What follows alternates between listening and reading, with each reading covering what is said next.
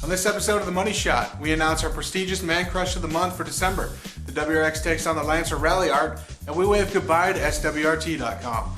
I'm eurojax, and it is freaking cold outside. Look at that. Minus 23. Awesome. Awesome.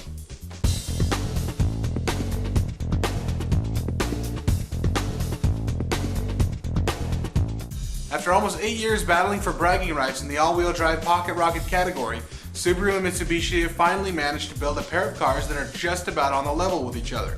Two riders from Edmunds took a new WRX and a new Lancer Ralliart out on the road to determine a champion. The results, as seems to be a growing trend these days, are disappointing for Subaru enthusiasts. The Edmunds riders picked the Lancer as their top choice, citing the super trick flappy paddle gearbox and hefty solid steering feel as their reasons. The Subi, it seems, is just a little soft.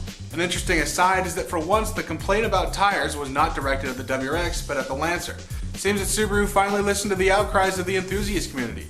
Either that or they finally burned through their warehouse full of Bridgestone RE92s. If you had any hope that Subaru leaving the WRC was a joke, SWRT.com shut down this week. The site, which now links to the Subaru Motorsports magazine website, contains some final words to fans and some pictures. They also set up a place to post your comments and memories of the rally team. However, be advised that all posts must be under 1,000 characters long. We learned that the hard way. In the midst of what many are calling an apocalypse for automakers, Subaru has posted some great numbers and seems to be humming right along. While everyone else is preaching doom and gloom, everything's coming up buttercups for the Star Badge. Subaru announced a 0.3% increase in sales over the last year, which at the time of writing made Subaru the only full-time auto brand to post positive sales numbers through November. And why is everything going so well for Subaru?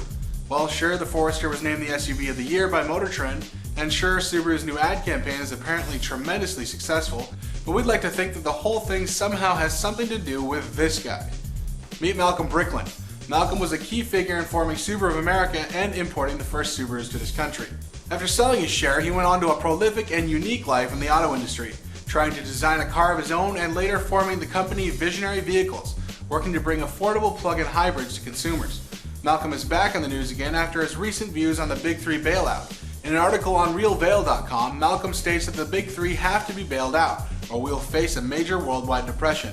But his kindness to the Detroit automakers stops there, and he chastises them for not making a more fuel-efficient car. Agree with him or not, Malcolm earned top honors as our Man-Crush of the month for December. Congratulations, Malcolm, you're just dreamy. So another STI drowns in an icy puddle? Find out after this.